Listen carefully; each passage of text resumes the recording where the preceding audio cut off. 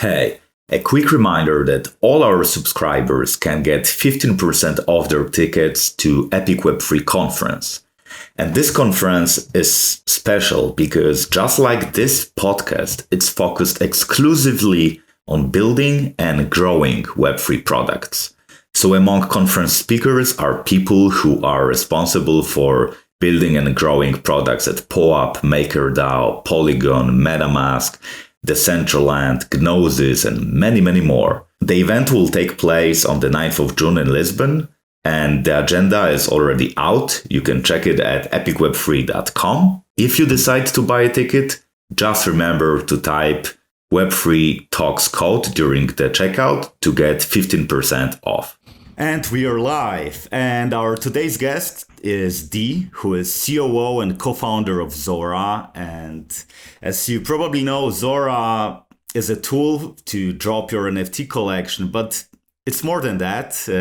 Lately, they had this big product release that turned Zora into this NFT exploration tool, which is super cool. It's so cool that I try not to use it because I want to buy all these NFTs and, it's bear market. So this is really problematic for me. But Zora is also more even than that, and we'll cover that today. But before we get to that, Dee, you have started Zora in 2020 with your co-founders. Mm-hmm. But you've worked at Coinbase before, and Coinbase was a good place to work back then. So what made you leave this, nice job at Coinbase and start something on your own? Yeah, I was really impassioned by how crypto intersected with culture back in 2020. My co-founder, Jacob and Tyson Battistella, we had all been working on projects that sort of touched on the intersection of crypto and culture. I was working on the brand partnerships team at the time. We were having discussions with Live Nation, with Ticketmaster, with the NBA, and worked on a couple partnerships there that wound up coming to fruition. One of which was with the NBA, super exciting. And so once you see the potential of crypto and the way that it can impact creativity and culture at scale, it's sort of really hard to unsee it. And so I got borderline obsessed with the idea of what we could build and what could happen in the space. And so in the spring of 2020, I think it was just before the pandemic hit in February, decided to make the jump, took a leap of faith with Jacob, and started Zora. It's sort of been an amazing journey ever since then, but that's sort of the thing that made us take the risk of leaving what was honestly a really good situation at Coinbase. They were just about to IPO. It was really exciting times at the company overall. Was extremely risky and was just before COVID hit. But when you're super obsessed with an idea and extremely passionate about it and feel like you want to bring something to the world, it's sort of hard to unsee that. And so we took the leap of faith. Yeah, and you had perfect timing because you started in 2020 just before this huge NFT boom. So, how did your first version of Zora look like? Yeah, so to be honest, in 2020 and for about the first 6 months of Zora, we actually were selling physical goods. Not too different than what you see today when people redeem NFTs for clothing or they redeem NFTs for posters. We were actually selling ERC20 tokens that you could redeem for physical items. And we quickly saw a lot of our artists, be it photographers, be it illustrators, be it designers, quickly taking to NFTs due to the low cost of production. They didn't have to deal with shipping and logistics. And so in late 2020, we made a pretty crazy decision to pivot completely out of the physical goods business and focus exclusively on NFTs. The first version of our protocol was actually a marketplace protocol for anyone to permissionlessly buy and sell NFTs on Ethereum. We had a pretty unique take on it, actually, where we combined sort of the market and the token. Our thesis was that creators needed to own their own market, no different than they needed to own their own IP and provenance. And so they didn't want to be beholden to any single marketplace. And so we gave them all of the necessary marketplace functionality out of the box with the protocol. And we ran that for about I would say it was probably the first 8 months or so of 2021. Was extremely exciting, primarily focused on one-of-ones. We helped sell some of the most iconic memes, like the Doge meme, some Oh. of the most expensive photographs, like Justin Aversano's Twin Flames photographs were auctioned off on Zora. Onboarded some amazing partners like Gucci and the Warhol Foundation. Sort of just enjoyed the fruits of what was an amazing bull run from 2021 through early 2022, helping people sell one-of-ones on auction. So super exciting. I remember days having to run manual coldie auctions or reserve auctions as they're, I guess, more commonly known, for artists like Disclosure and all sorts of amazing things. It was a crazy time. It was good stuff. Yeah, and what were the hardest trade-offs back then? Because like first trade-off that you made, was ditching the physical goods that you were about to build and go to NFTs. And I'm wondering, like, when you focused on NFTs, what were the hard decisions that you had to make? Yeah, we joke that we're on-chain maxis. And so I think the hardest decision was deciding to be completely on-chain.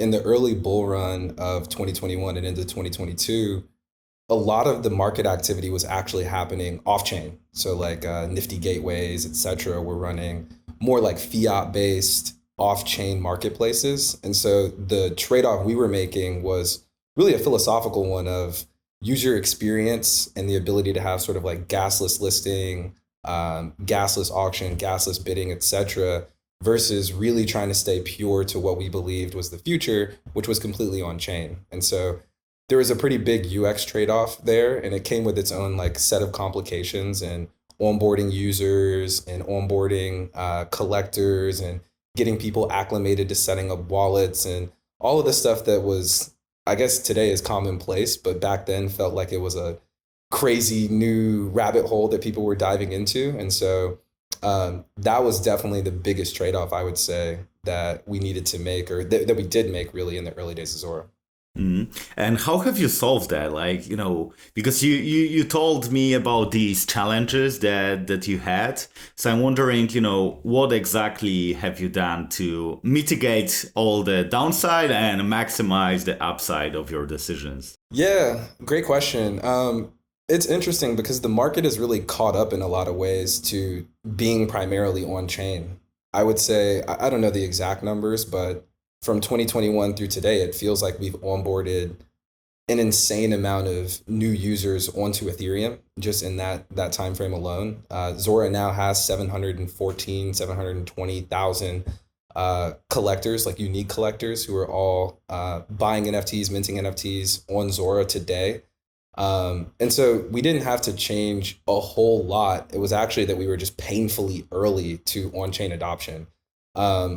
Some tools that have come out, and like we use these in our V1 actually, like Magic Link, et cetera, make it really easy for people to set up a wallet without needing to have a seed phrase and all of the permissionless things that you need in order to set yourself up in a non-custodial way. And so most recently for drops like what we did with a pretty popular musician by the name of Grimes, we actually used Magic Link as a part of that to onboard fans at her concert who didn't have a wallet at all. And we wound up onboarding, I think it was about 5,000 new registered users who all got a wallet at the concert or as a part of that experience to help facilitate the adoption and the minting of the drop. And so we're starting to explore what that could look like a bit more going forward. I know there's more tooling that's come out, like Coinbase's wallet as a service and all that kind of good stuff. And so integrating some more of those things into our product flows and trying to do our best to help onboard people is one of the things that we think about a lot. But we were super fortunate, again, that the market sort of caught up to just kind of existing and living on chain in a way that we didn't exactly expect in early 2021. Yeah, regarding these concerts, I remember I was at the Eve Denver closing concert, and there was this artist like Latasha, and and she was doing concert, and I was like talking to my friend, like, what would be cool if she just created links for music NFTs and just put them behind her. And then we are like, what's this QR code? Yeah. And we scan it, and there's like link to Zora. Yeah, so... shout out to Latasha. Yeah, she's the head of community at Zora. She's the founder of Zoratopia, our first community program. Um, we actually ran Zoratopia at South by Southwest in 2022, and we had a musician by the name of TK, um, who actually sold a music NFT straight off the stage at his performance, and it was like one of the first music NFTs that he sold. Um, he pulled up the Zora app. He had a viral TikTok and a viral Twitter post that went absolutely crazy of him selling the music NFT straight off the stage. And so it's cool to see that mature now to a place where Latasha, in all of her amazingness, can go on stage. You can scan a QR code and easily mint. So Yeah. I feel like we've come so far in this last year or so. Yeah, and how have you acquired the first users? Because like right now Zora is like a household name. It's one of the biggest names in the whole NFT space. But like very first 10, 20 people that used Zora, who are these people? Wow. This takes me back to Google spreadsheet days and a lot of Instagram and Twitter DMs, to be honest. When we first spun Zora up, I didn't have any idea how we would really acquire users at all. And so I just took to Instagram, I took to Twitter, I found as many new sneaker customizers, illustrators, artists as I possibly could, and would honestly just cold outreach. Would hit them on DMs, would try to pitch the upside of why they should take to crypto, why they should be minting NFTs. And it's funny because now I hear a lot of stories from a lot of people who are pretty prominent in the space, one of which of my favorite people is Chuck Anderson. He goes by the name No Pattern, who still tells a story to this day of, yo, D was hitting me up on Instagram saying I needed to be minting NFTs and minting on Zora and doing one of ones. And I didn't even know what that stuff was. And now I'm minting on a regular basis. And so you really have to be a bit evangelical almost with how passionate you are, how persistent you are with reaching new users. And a lot of artists just weren't familiar with the space back then. And so luckily now today, there's so many examples and good use cases and success stories out there that it does feel like it's a bit easier for us to go speak to a prominent artist or a brand or a company and get them onboarded. It still takes a little bit of salesmanship and some convincing, but now with all of the sort of empirical evidence that we have, it's been really nice to be able to point to some good examples. And obviously, I mean, people love, building communities, including communities on chain. In early 2021, we were fortunate that we were in a bull market. And so the sheer amount of capital that was flowing both into our space from an investor perspective, as well as the capital that was flowing into individual NFTs, was pretty outstanding. And so we were actually drowning in inbound, believe it or not, in early 2021 when we first launched the protocol. It didn't take a ton of outreach. Everybody was curious about what Justin Blau was doing, why Bobby Hundreds was writing about this stuff. And so it really became sort of this wave of interest and really just an insane amount of inbound excitement for people to get familiar with these tools, get educated on how they could use this to better their practices or to create more independence for their artist practice. And so it really was like an overwhelming amount of demand. And I mean, it was everybody from comedians to rappers to fine artists to foundations to fashion brands, like you name it. Everybody was trying to get in on the gold rush that was NFTs in early 2021. We're pretty lucky that now although I will say like 2023, where we are right now today, it does feel every now and then I get a little inkling of, oh, this could get a little bullish, or, oh, wow, look at all these cool brands, partaking in the space, Ticketmaster, Spotify, Arsenal, Grimes, you name it.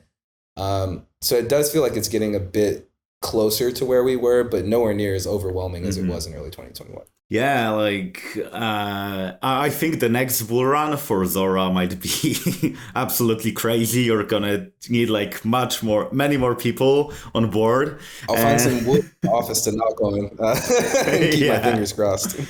Yeah, and like right now, how many people work at Zora? Yeah, so right now we're just over 40 people. Primarily skews towards engineering, although we do have a pretty sizable marketing and brand team. Brand is really at the core of Zora. whether that's the Zorb, the word mark, the aesthetics that we put into the site, the product design. It's translated into amazing success for us as well. We've been fortunate enough to have some of our open edition mints perform extremely well.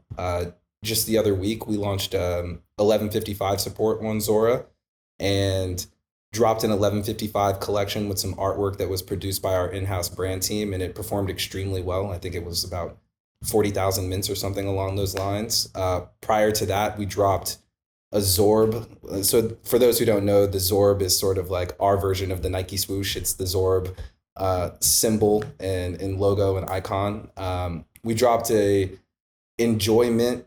That's what we called it for our new discovery feed, which we call Enjoy. It's the whole campaign was around enjoying Ethereum. That was minted 96,000 times, which was absolutely crazy. I think we onboarded tens of thousands of new collectors in that way.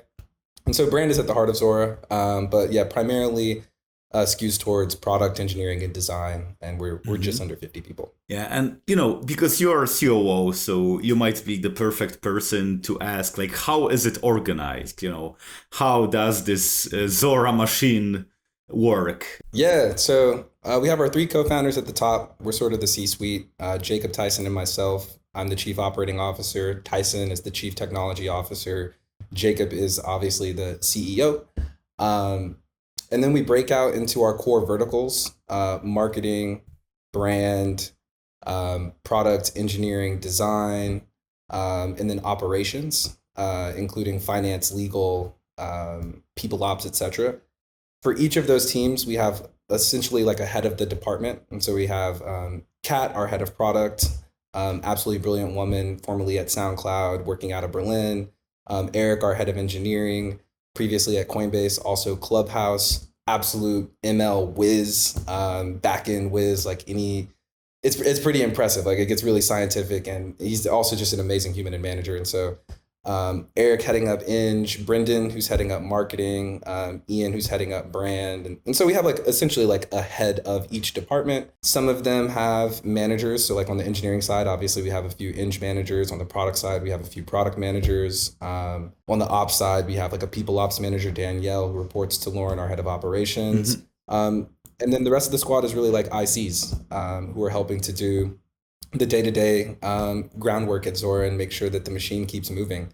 And then we also have, this is slightly new, and I just want to give him a shout out. So we also have Max, who's reporting directly to Jacob, but working on some things over at Public Assembly most recently, which is a developer community that's sort of grown out of Zora and our Nouns Builder product, and is doing some really exciting things for community development work. And so that's pretty much the way the team breaks down. We've had to grow into some more formal organization as we've scaled, and it's definitely helped us perform well. And so things are pretty solid. Yeah, it sounds like a kind of traditional startup, org chart.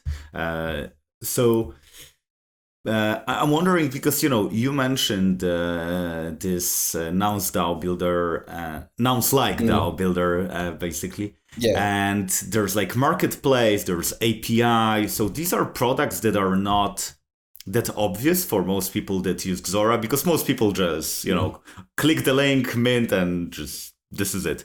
So could you expand why have you made bets on these particular products? Yeah, in many cases, the bets that we've made are actually building products that we needed to use in-house. And so we wanted to support aggregating every NFT on Ethereum. We needed to build an API that would help us do that. And so we built an in-house API. We were exploring what it could look like to launch the Zora DAO, and we're very excited about the NounsDAO model. We wanted to build a way that anybody could do that, including us, so that we could really learn, all of the shortcomings, advantages, quirks of launching a DAO in this model. And so we built Nouns Builder. We built marketplace functionality, like I said, in our very first product with the marketplace protocol, because we wanted to see what it looked like if an artist could fully own their market. And that's something that we wanted to deliver philosophically to our artist community. And so a lot of them were built out of necessity and exploration. We've since really started to focus on our creator toolkit. It's finding really good product market fit, over 3 million NFTs minted, over 700,000 collectors, supporting companies like Coinbase, Escher, Rainbow, Gnosis, in bringing their artwork and, celebrating their communities on chain through open editions. And so a lot of it, again, was built out of necessity via our exploration. And, you kind of find what really works and you double down on it. And that's what we've done this year with the Creator Toolkit. Yeah, I'd like to ask you about this Coinbase partnership, because this base NFT, it had, I'm not sure I remember the exact number, but I think like 400,000 mints or something like that. Yeah, I think it's like 485,000 mints, which is insane. Yeah. Yeah, so this is like one of probably the biggest mint I have seen so far in this space. So I'm wondering, like, how have you organized? Because it has been a part of the bigger like marketing campaign made by Coinbase, because they added these base icons to their Twitter profiles, and then they made this drop. Then they, introduced base protocol. So could you expand on that? Like, how have you made it happen, and what was your role in that project? Yeah. As Coinbase alumni, we obviously have a really good relationship and affinity for Coinbase. Learned a lot there. Still have a lot of the relationships that we built there. They wanted to find a way to celebrate the launch of their based L2, and so or base their L2, not based L2. That's kind of hilarious. And so they came to us as like a scalable solution. They'd seen we'd had pretty good success with scalable open edition mints. They'd seen a growing unique collector base. We have some pretty cool features like updating metadata really easy, which made the mint very engaging. And so as a part of those discussions, we sort of just like hit them up. We're like, hey, like we should do a mint on Zora. It'd be a great way to celebrate the community. It can be free of charge. There's no need for you guys to, charge the collectors anything here. They were really excited about the idea, started cooking up some art. Jacob, myself, and the team started sharing some ideas around different artworks that we could use and different motifs that we could incorporate in order to celebrate artists in the community. A lot of that stuff manifested in the form of like having a Jack Butcher component to it.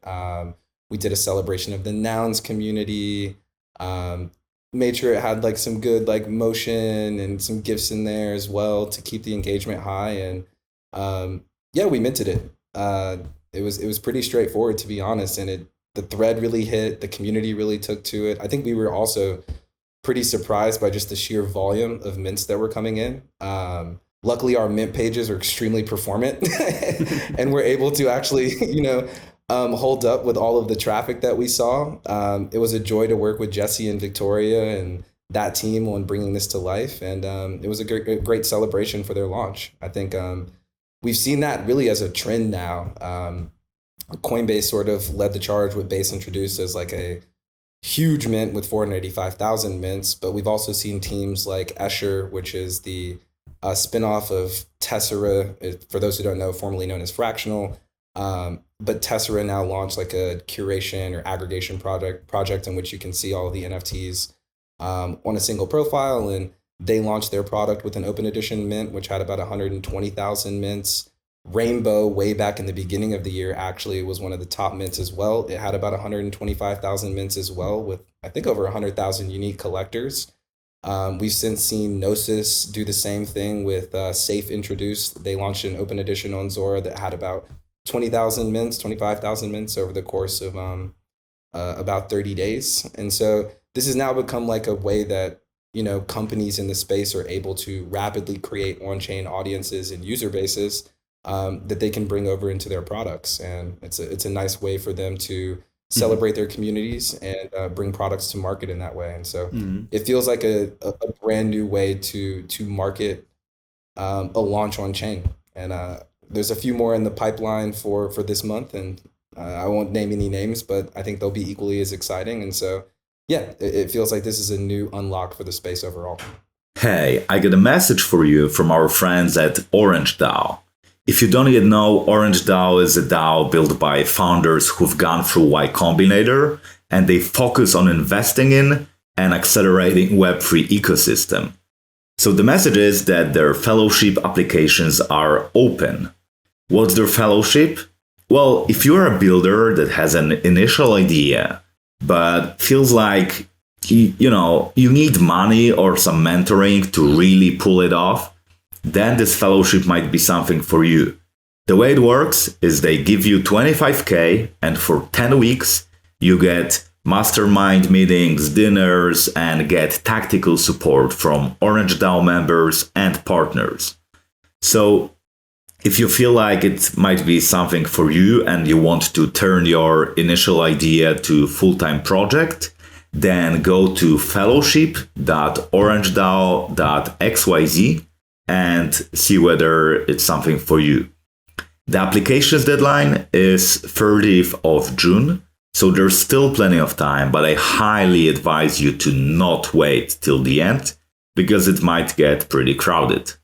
So thanks a lot, and we are returning to the episode. Mm-hmm. And, how this kind of cooperation look like? It's like, they say, okay, we want to make a mint, and you say, okay, just click the button and just mint it. Of course, it doesn't work that way. So I'm wondering, what's the process like? Because you mentioned these few parts, engaging community in the whole process, and promoting it as Zora, and so on and so forth. So I'm curious to learn, how does it look? Yeah.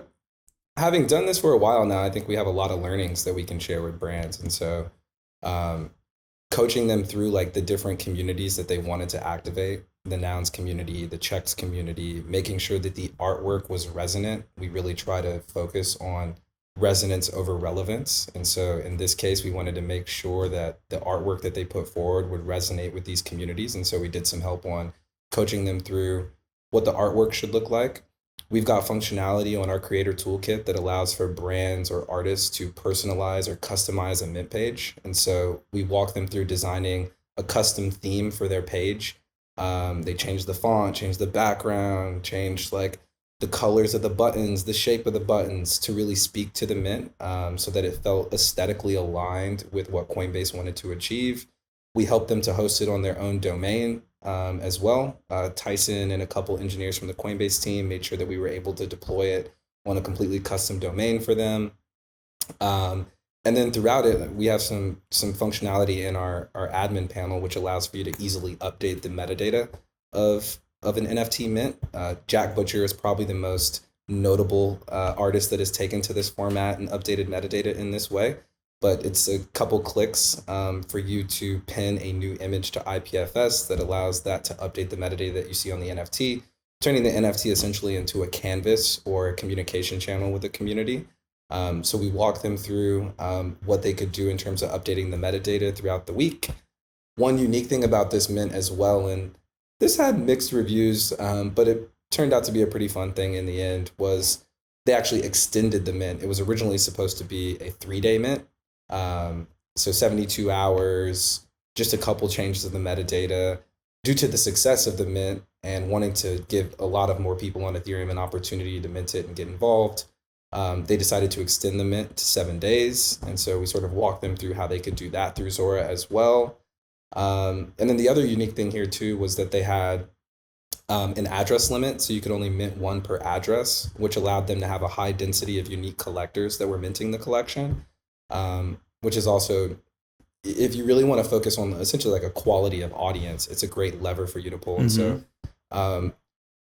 told them to tweet it, make sure there was constant engagement of the tweets, tweet when you update the metadata. We put the mint on the front of the Zora homepage as well for people to go see it and mint it. And that's sort of our playbook now. These are all learnings that we've had over the course of the last 6 months or so as the toolkit has really found its stride, and happy to share those learnings with any of the companies, brands, or artists who are looking to mint NFTs on Zora.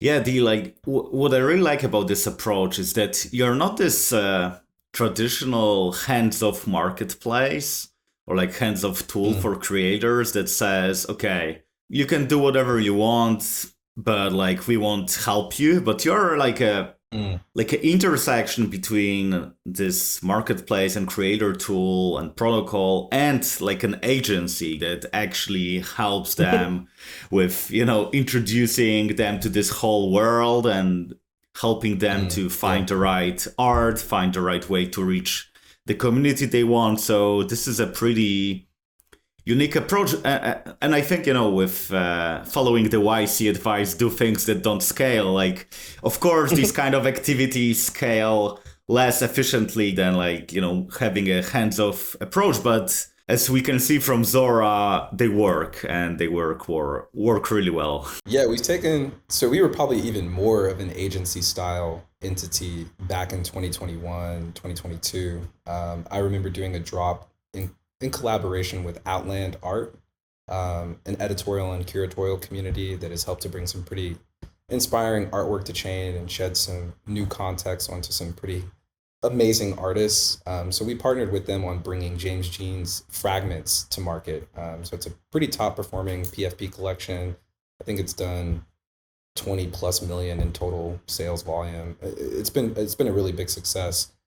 That was a generative collection that we really had to build from the ground up. It took a lot of actual agency style work that felt very one-off.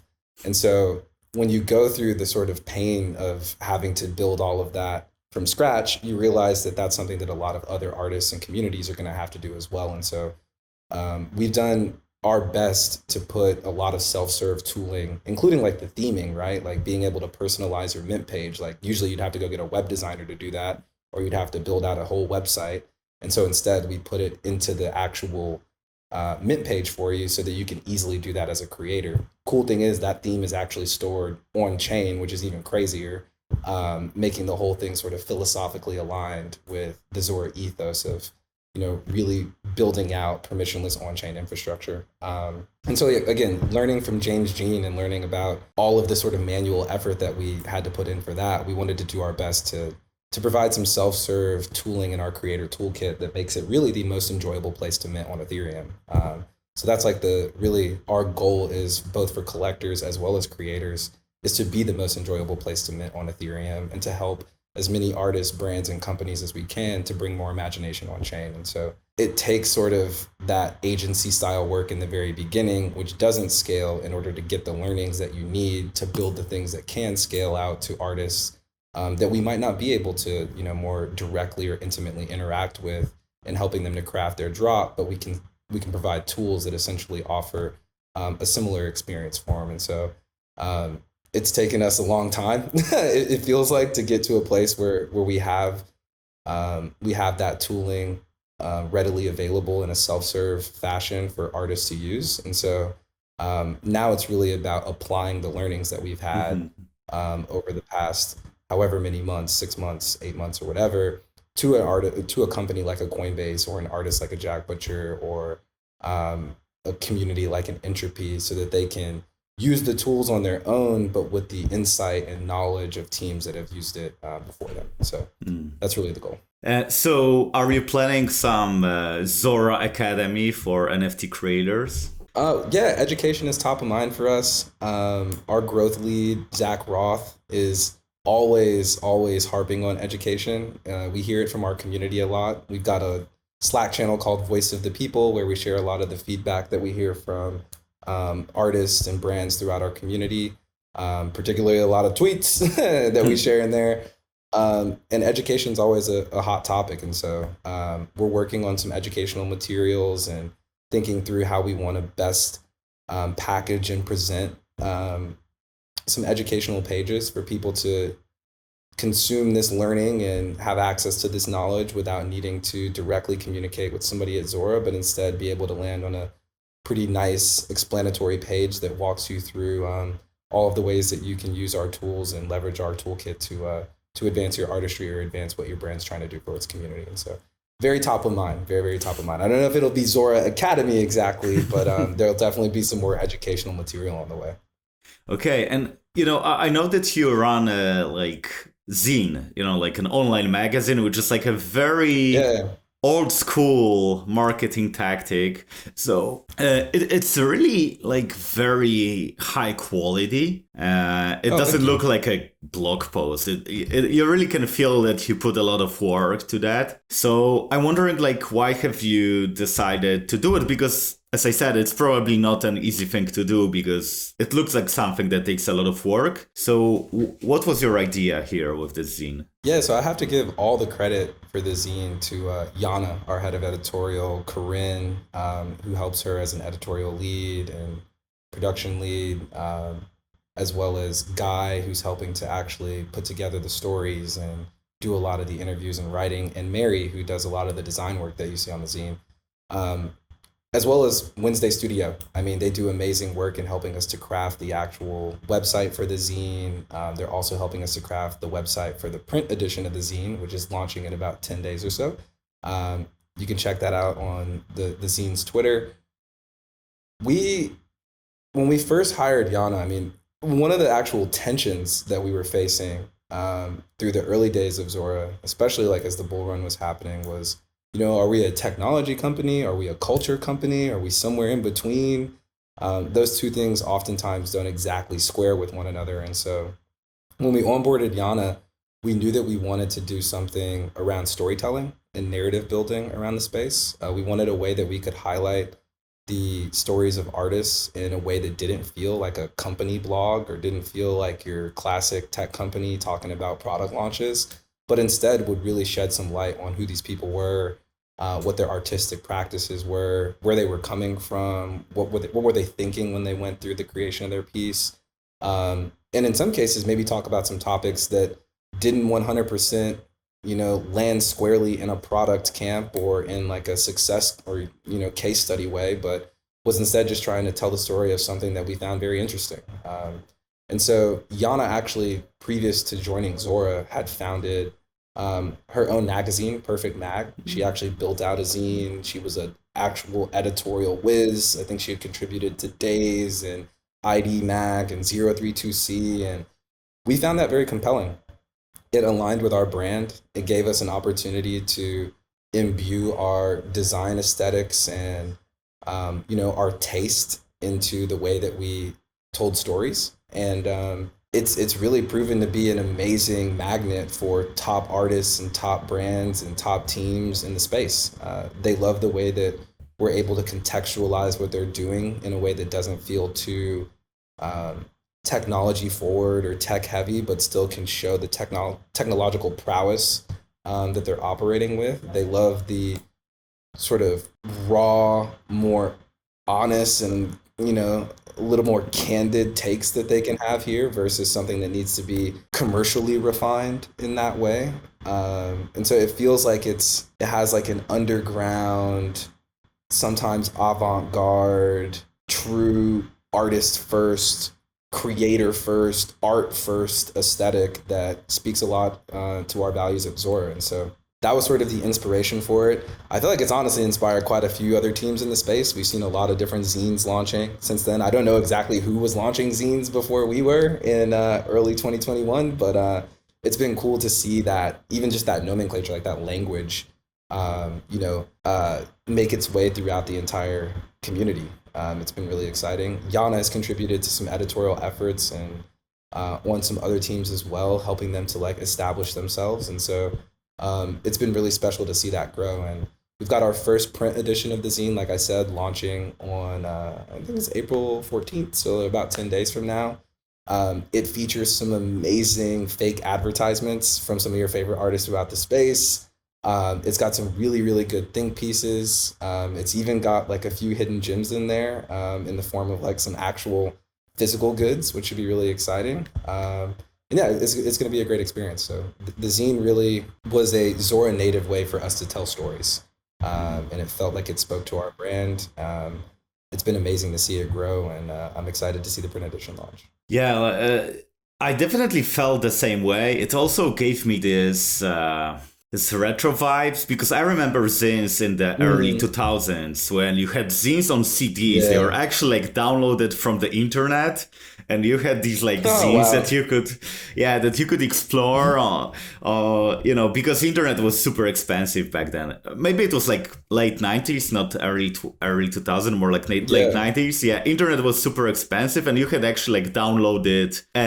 It was called e-zines, so you could like Oh, read cool. about different things, and it was super cool. And I feel like Zora is kind of resurrecting this way of Oh, thanks. communicating.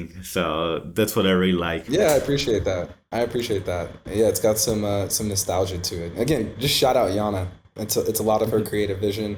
Shout out Sergey and Wednesday Studio for helping to bring that to life in the form of like the website. And shout out to Corinne, Guy, and Mary for making the stories hit and making the artwork really resonate. So they're doing an amazing job as a team. It's been really exciting to Yeah. see. And you have this kind of like a nice product in a way that when a brand comes to you or an artist comes to you and they use Zora, they also advertise your product, because if someone wants to make a mint, they have to use Most enjoyable Zora. placement on Ethereum. Yeah. Yeah. So I'm wondering, like, what other ways of acquiring users you have apart from these partnerships, apart from Zine? I guess you don't DM people on Instagram right now. Still So do that. Still do that quite a really, lot. Yeah, still do that quite oh, a lot. Yeah.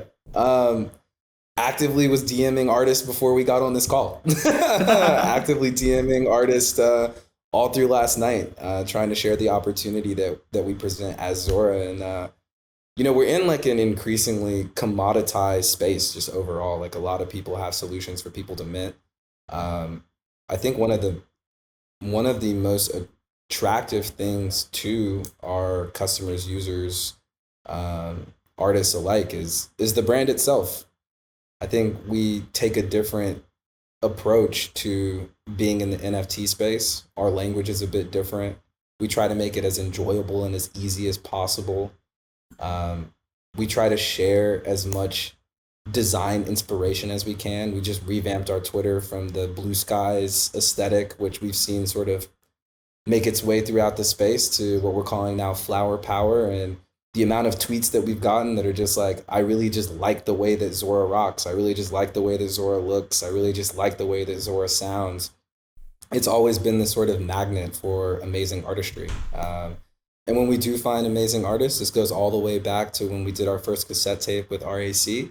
We try to, tell their story in a way that puts them ahead of Zora, that puts the artwork before anything else, that puts their story before our success. And I think that's now turned into some really good word of mouth marketing. It's turned into some really good organic user growth. And now that we have the stats to back up what felt early on like just brand and aesthetic and vibes, I think people are starting to see the efficacy of our tools. And so mm-hmm. we really put a lot of time and investment into creating or crafting, really composing what we think is a magnetic brand that an artist can see themselves in. On top of that, we also hire a lot of artists in the community. Yuri Ryback, who runs our partnerships department, he actually was a platinum music producer. He's an artist by trade. Vivian is now canon. She runs social media, Vivian Fu. She's canon at Rhizome. Like her photography, her images of her are quite literally immortalized at Rhizome here in New York City. Yana actually ran an editorial department or a magazine before she joined Zora. Latasha is a prominent musician in the community. She runs community at Zora and is the founder of Zoratopia. We actually hire people who are artists. And so when we go out and we try to speak to an artist, we're not speaking as a tech company or a big brand. We're actually speaking their language as artists. And that comes across in our writing, all the way back to our manifesto, which was like, the system is fucked, and Taylor Swift, like, what would UMG be without Taylor Swift, and all of these things. Like, we were speaking directly to artists with artist language. And a lot of what we've done too, all the way back to the OG brand design of the Zorb and the original Zora wordmark, we actually did all that in public. Like, you can go on YouTube right now and look up Zora pre-brand branding exercise and watch us design our entire brand alongside our community of artists and supporters.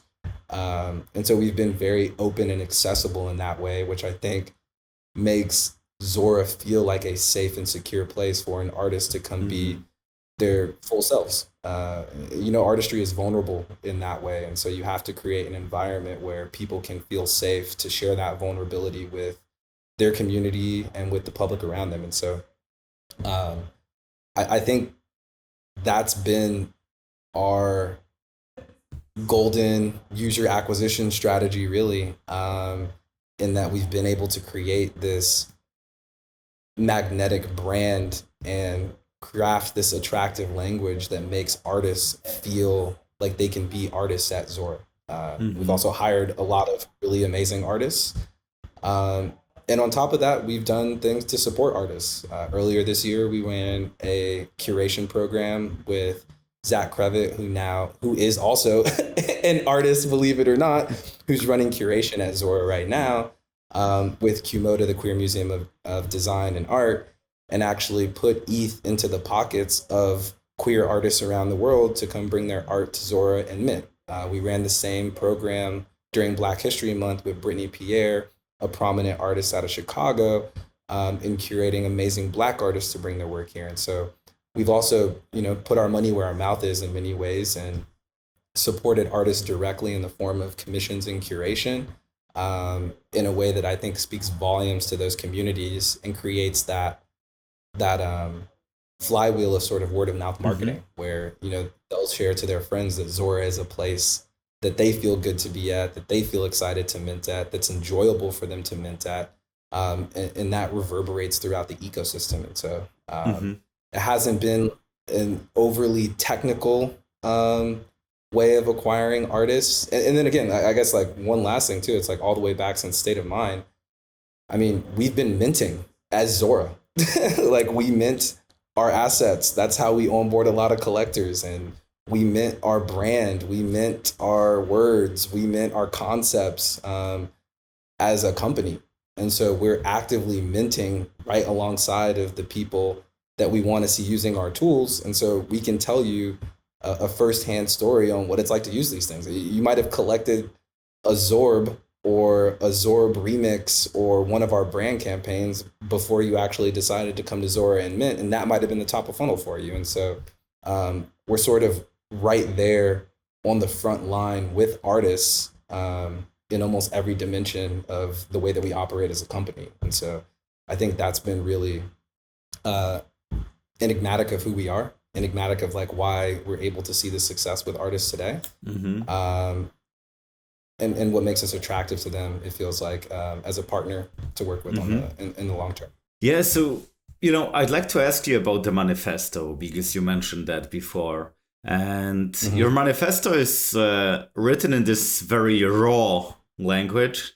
It's like very, like cuts through the bullshit. And I would like to ask you, like, let's say the year is 2030. And Zora has become like, huge creator's brand. Like, how does it work? Like, how does the creator's life look when Zora succeeds and makes this vision reality? Yeah, we kind of saw this. We're seeing this happen a bit in social media, but I think if all of this works the way that we envision it working, I think we'll see the full bloom and blossom of creators as the platforms. You won't be a TikTok creator, you won't be a YouTube creator, you won't be a label artist, you won't be a universal music artist. Like, you'll just be who you are, and that will be enough for you to create and capture value from your work and your artistry. I think we'll also see people, again, be able to capture value and earn from their core practices without having to deviate and go outside of those things.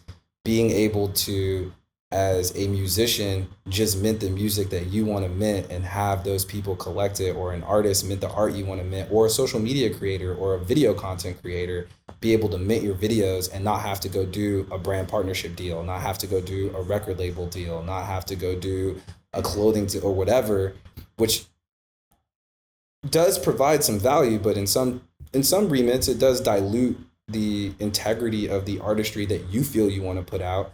I think we're going to be able to start escaping that. I think you'll start to see creators truly become the platforms that they want to become. I think you'll start to see artists creating and putting the work out that they feel they want to put out, and finding the communities and collectors that really resonate with that and want to support them in a way that really is like, not in the Patreon sense, but probably in the Renaissance sense, like the modern day patronage. Just like Da Vinci and Michelangelo, all of these iconic painters that we know today were essentially commissioned and supported by nobility or the community. Like, we're all going to have the opportunity to be that nobility and community for artists who are now able to be their own platforms. It doesn't have to happen in the form of a commission. It can happen in the form of them minting the work that they're most excited and passionate about, and us finding ways to, by minting it, to support them. And so I think we're going to see creators start, we should see, like, realistically, it's like if TikTok and Meta and Twitter, if these are all multi-billion-dollar companies, we should see multi-billion-dollar artists, multi-billion-dollar creators. Like, I think that's what we'll see if this stuff really takes root. And with things like cool secondary markets and with the amazing provenance that we have by putting this stuff on chain, you'll be able to check the chain and see, like, oh, like, this was an extremely valuable early canonical piece of iconic media. And like that has driven or become the next Doge meme, or has become the next hold up, let him cook meme, or whatever your favorite piece of iconic media on the internet is. Like, we'll start to see creators and artists actually being able to capture the value from those things, which should turn them into billion-dollar people, no different than we see multi-billion-dollar platforms. And so I think we'll start to see a burgeoning class and new, group of iconic, almost Titan level artists and creators that have been able to take to this medium as a way to advance themselves in their careers. And so that's the opportunity that I think is before us. I think there's a lot of room to still grow. We got a long way to go as we sort of untether ourselves from platform dependence and platform lock-in. But I think what we'll see is that once we do that, and artists use minting and Ethereum as a way to still capture, really like putting your stuff on chain as a way to capture value, they should turn into these multi-billion-dollar entities, no different than the companies have.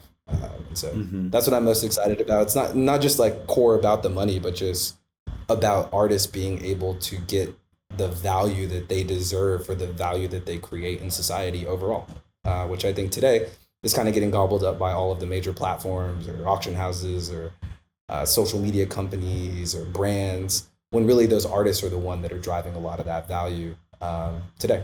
And so in 2030, we should see several multi-billion-dollar artists and entities that have been able to build a almost entirely independent and on-chain history and existence that I think is going to be the inspiration for the next wave of that. So yeah, that's kind of what I think. So what, Mr. Beast drop on Zora? Hey, I'm not saying it won't happen. That's for sure. Yeah, I mean, he's a great example, right? Like, and even in that case, it's like, he's probably made YouTube more money than he's made. And so it's like, what's it look like if he is YouTube, like on his own, you know what I'm saying? Even if you look at like the sort of profit sharing or the take rates and all of that for like a TikTok, you have to like apply to the YouTube partner program. Then once you apply, you have to stay on there for a certain amount of time and have a certain amount of views. Otherwise, they cut off your revenue. With TikTok, I think you're getting paid like 2 cents per like 1,000 views, or like 4 cents per 1,000 views. It's like, imagine just getting paid 0.01 ETH for 1,000 mints, or per 1,000 mints. Like there's some much better models out there that I think we're seeing emerge. And so Mr. Beast, all of the iconic TikTokers and everything, I think are just an early indication of the value capture opportunity that we'll see revealed as these things make their way on chain. Okay, so let's get to some two more technical questions. Like the first one I have in mind is, you changed the way you charge for these free mints? Because back then, I remember the times when it was like 5% of royalties. It was some time ago. And right now there's some flat fee.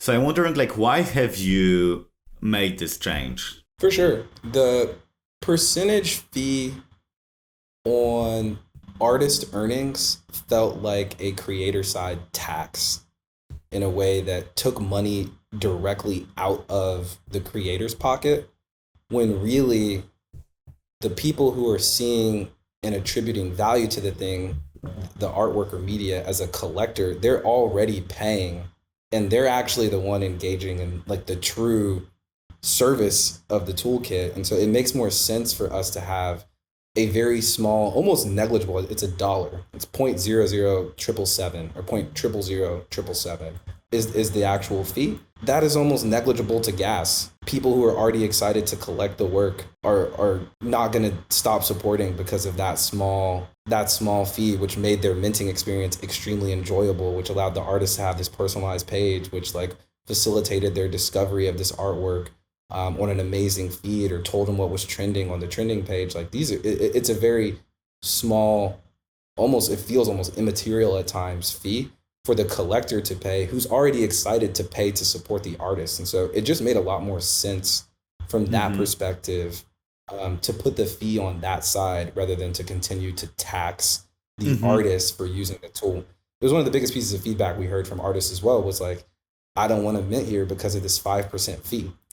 Like, it doesn't make a lot of sense for me because you're taking 5% of my earnings.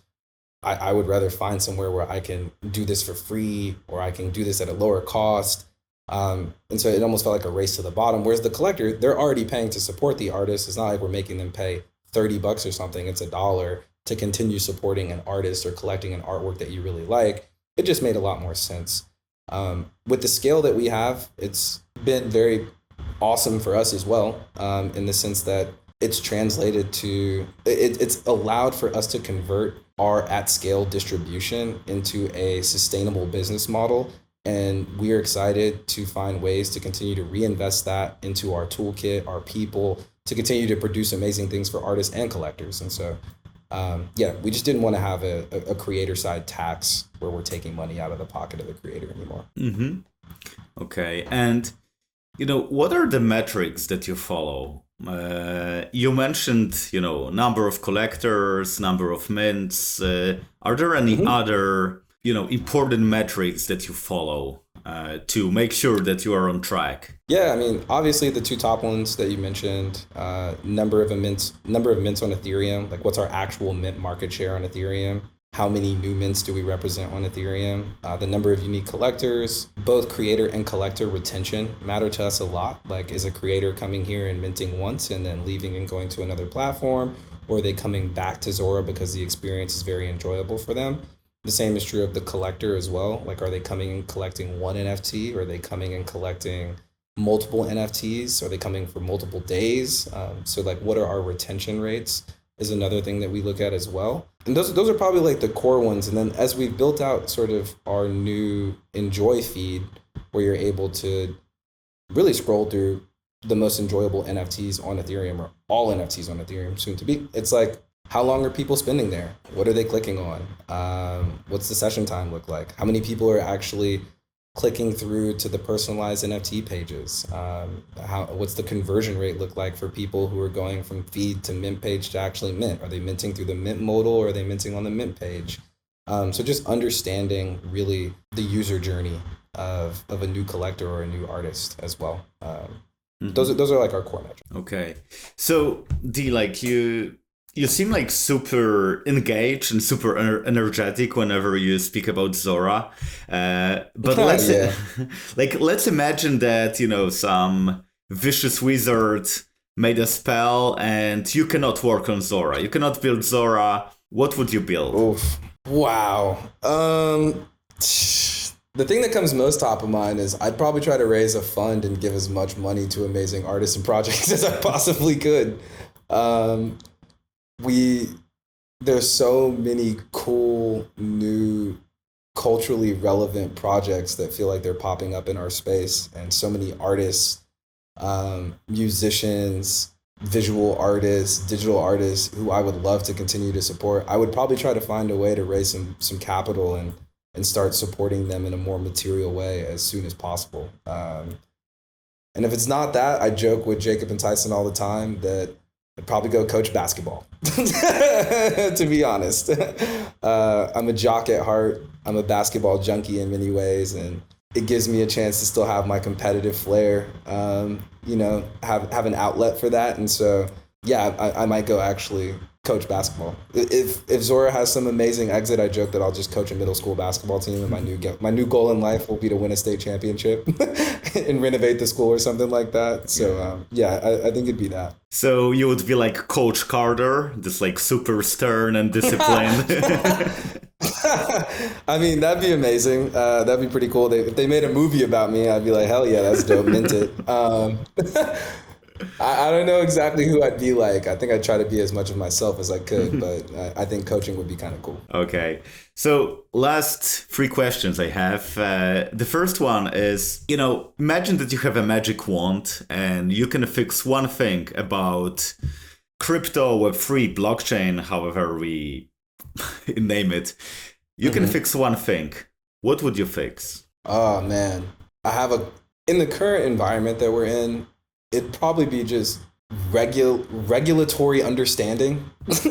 Like, I would just want people to deeply understand the positive change that crypto can have on communities, artists, brands, companies, really just the internet at whole. So that'd probably be one. And then the second one is just onboarding, making it easier for people in the world who don't have wallets, who are very confused, which is ironic because like the name Magic and Magic Link, it like kind of goes hand in hand, but just like onboarding feels like another one as well. But I think right now there's a real breakdown in just the understanding of the utility and the upside, not financial upside, but societal upside that crypto has. And so if I could just wave my magic wand, it'd probably be to provide an epiphany to those who are trying to regulate the space, to give them a bit more understanding and awareness of how these things can positively impact society at large. Mm-hmm. Yeah, turning on their light bulbs would be very helpful. Yeah, exactly. Like, boom, it's on, like that would be absolutely incredible to me. Even just for like having a more productive discussion around this as a topic like that. I'm not even saying they have to green light everything. It's just like having that light bulb moment, so that the aha moment, so that we can have some more productive discussions around where our space is headed. Okay. So Dee, where people can learn more about Zora? What's the best place to go? Zora.co. Head over to Zora.co. You can click the company tab in the top right. We've got a ton of links in there, including our manifesto, including our docs page, which is both like our API docs, all of our developer tools. Also, jump on our Twitter. We're oftentimes sharing amazing things happening in our community. You can find us at our Zora on Twitter. And so, I would say those are the 2 best places to start. Okay. So, Dee, I really enjoyed this conversation.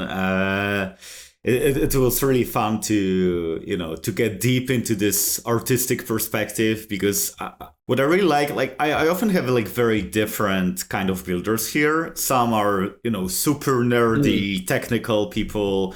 Some are these kind of Steve Jobs like visionaries. Some are very business oriented, and some are very culture oriented like you, which I super enjoy. So I'm wondering, do you have any other builders in mind that might be a good fit for the conversation that we had today? It'd be really cool to hear from like a 4156 over at Nouns. I think he's got the combination of the Steve Jobsy, but also technical and very cultural resonant. He kind of ticks all the boxes that you just described. I think that would be a really exciting conversation to shed some more light on what NounsDAO is, how that community is transforming what we think DAOs are. They're doing everything from amazing art installations and amazing community impact, cleaning up communities and stuff across the world, as well as like opening cafes in Melbourne. It's absolutely crazy. So I think if you could have 4156 on here, it'd be pretty dope. Yeah. Like for me, Nouns was, I think, the first time I was like, what the hell is that? And how on earth it works? And it gets so popular. I was like, I just couldn't get it. It took me a few hours of just like getting deep into the nouns and like learning about them, seeing different examples to really understand. It's a like rabbit hole. Yeah, it's so different. It's so different. It's like very Web3 native way of creating, which is super exciting. Yep. Yeah, I think he'd be an amazing guest. Okay. So thanks a lot for this suggestion. And Dee, it was a pleasure. So, all listeners go to zora.co. It's co, not com. It's com without M. Yes. So go there, check this out. Be very cautious about exploring NFTs on Zora because it's very addicting. So, Explore with reckless abandon. It's the most enjoyable place to mint on Ethereum. It's the most enjoyable place to discover NFTs. Don't hold yourself back. Enjoy it. Yeah, he's a devil, I'm an angel, so you have to kind of balance this out. Okay, so thanks a lot, Dee, and have a good afternoon, I guess. Yeah, thanks for having me, Mac. This was great.